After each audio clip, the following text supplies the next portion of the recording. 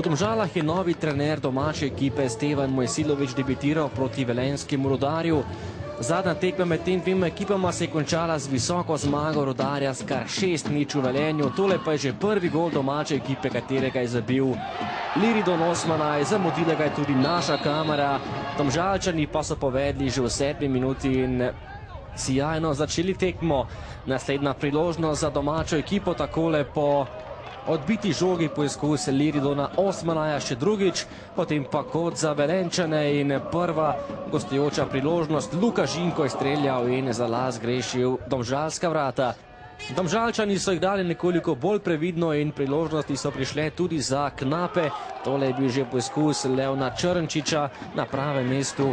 Domača obramba in še zadnja akcija prvega polčasa podaja Trifkoviča. Rotman pa je streljal previsoko in polčas je dobila domača ekipa z izidom 1-0. Tole je že velika priložnost za Domžalčane, da bi povedli z 2-0, vendar Damir Pekić je bil nenatančen.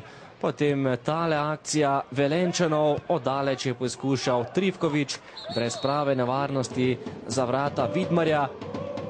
Velenjčani so skušali dati gol za morebitno izenačenje, tule je podal Rošer in velika priložnost za Klinarja, ki pa je zgrešil žogo, bil nekoliko prekratek in domači so še vedno vodili. Nova velika priložnost za Velenjčane, tokrat tudi sreča za vratarja Vidmarja, prečko je stresel Črnčič, potem pa tale dogodek in 11 metrovka Halilović je dobil rumeni karton. Tule je udaril Majcna in hitro je pokazal na bilo točko glavni sodnik tekme Habjanič. K žogi je stopil bivši Domžalčan Luka Žinko, Vidmar pa je bil na pravem mestu in ostalo je pri domači prednosti. Še en poskus velenjske ekipe in nova 11 metrovka tik pred koncem rednega dela. Tule pa dvoma ni bilo. Trifkovič je padel, k beli točki je tokrat stopil rezervist Luka Majcen in bil natančen. Vidmar je bil izjemno blizu, vendar žoga je končala v mreži in Velenjčani so izenačili na 1-1, kar je bil tudi končni izid tekme.